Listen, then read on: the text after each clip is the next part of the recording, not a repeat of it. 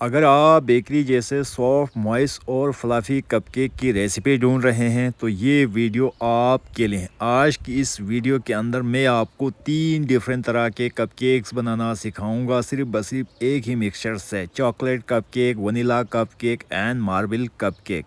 अस्सलाम वालेकुम, welcome to our basic baking vlog. आज इस वीलॉग के अंदर हम डिफरेंट तरह के कपकेक्स बनाना सिखाएंगे सिर्फ बस सिर्फ एक ही मिक्सचर की मदद से।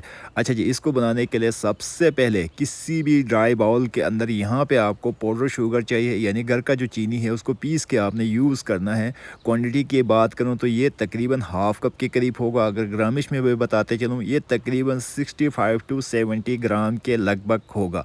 और साथ ही हमें यहाँ पे 2 अंडे रिक्वायर्ड होगा। अगर आपको अंडों से एलर्जी है, अगर आप वेजिटेरियन हैं, अंडों को स्किप करना चाहते हैं तो 1/4 कप के करीब बटर मिल्क या आप दही भी ऐड कर सकते हैं। सेम रिज़ल्ट और सेम टेस्ट आ जाएगा, कोई फ़र्क नहीं पड़ेगा। साथ ही हमें यहाँ पे ऑयल चाहिए होगा 1/4 कप के करीब, यानी 60 ग्राम के करीब। अगर आप बटर बेस का बनाना चाहते हैं तो आप सेम क्वांटिटी में बटर भी ऐड कर सकते हैं, या अगर आप घी का बनाना चाहते हैं तो आप सेम क्वांटिटी में घी भी ऐड कर सकते हैं। सेम रिज़ल्ट आ जाएगा, कोई फ़र्क नहीं पड़ेगा। अब इसको बनाने के लिए आपको नहीं कोई इलेक्ट्रिक बीटर की ज़रूरत है, सिर्फ आप हैंड मिक्स की मदद से जस्ट इसको मिक्स एंड मैश करना। इतना मिक्स करना है कि शुगर और एग्स प्रॉपर्ली डिज़ोल्व हो जाए। अगर आपके पास इस तरह का फोक नहीं है तो आप किसी भी स्पैचुले की मदद से या फोक की मदद से या विक्स की मदद से आपने इसको इतना मिक्स करना है कि अंडा प्रॉपर्ली इसी के अंदर डिज़ोल्व हो जाए और थोड़ा सा फ्लफ़ी मिक्सचर आपका तैयार हो जाए। जितना आपका मिक्सचर फ्लफ़ी होगा उस हिसाब से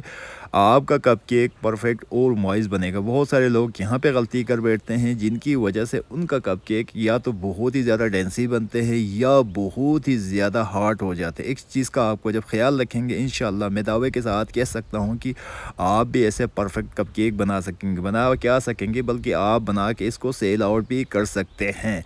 अच्छा जी, इस टेक्सचर पे आने के बाद यहाँ पे हम वनीला एसेंस ऐड कर रहे हैं तकरीबन 1 टीस्पून के करीब। अगर आपके पास वनीला एसेंस नहीं है, आपने 1 से 2 दाना इलायची को बॉईल करना है पानी में और इसका रस ऐड करना है। और यहाँ पे हम yellow food colour 1 pinch add कर, ये भी ऑप्शनल है, आप चाहे इसको स्किप भी कर सकते हैं। अगर आप इसको मज़ीद इन्हेंस करना चाहते हैं टेस्ट को तो इसके अंदर आपने तकरीबन 1/4 टीस्पून के करीब लेमन जूस या वाइट विनेगर भी ऐड कर सकते हैं, और या लेमन जूस भी ऐड कर सकते हैं, या फ्रेश लेमन का सिरप भी आप ऐड कर सकते हैं। इसके अंदर एक अच्छा और स्ट्रॉन्ग सा अरोमा आ जाएगा। जैसे मोस्टली बेकरीज में क्या करते हैं, वो लोग लेमन जूस भी ऐड करते हैं, जिसकी वजह से उनके जो कप केक्स या टी केक होते हैं उनके अंदर एक मज़ेदार सा टेक्सचर और मज़ेदार सा लुक आ जाता है। अब इस टेक्सचर पे आने के बाद यहाँ पे हम फ्लावर ऐड कर रहे हैं तकरीबन 140 ग्राम, यानी 1 कप के करीब। ठीक है जी, फ्लावर आप जब भी ऐड करें हमेशा स्विप करके छान के ही ऐड करना है। इसकी वजह से ये होता है इसके अंदर गुठली रह जाते हैं, और जब आप छान के इस्तेमाल करेंगे तो एक परफेक्ट और शाइनी सा आपका मिक्सचर तैयार हो जाएगा। अब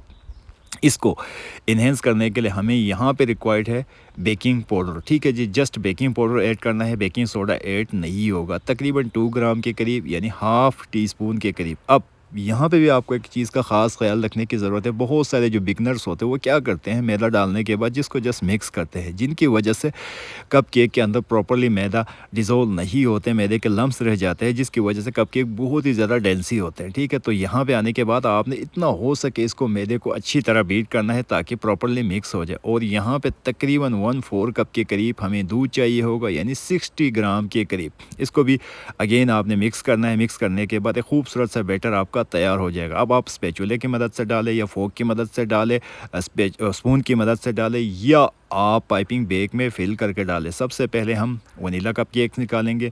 मैं रिकमेंड ये करता हूँ कि आप पाइपिंग बैग में ही बना के डालें, उससे एक परफेक्ट आ जाएगा और बराबर भी इक्वली आ जाएगा। यहाँ पे आप सबसे पहले वनीला फिल करते हैं, फिर इसके बाद मार्बल फिल करने के लिए आपने सिर्फ हाफ़ बढ़ते जाना है। सबसे पहले 3 हमने वनीला कप केक्स बनाया, फिर इसके बाद हमने मार्बल बनाएंगे। मार्बल बनाने के लिए भी जस्ट हाफ़ आपने फिल करते जाना है। बहुत ही आसान और ईज़ी फार्मूला है।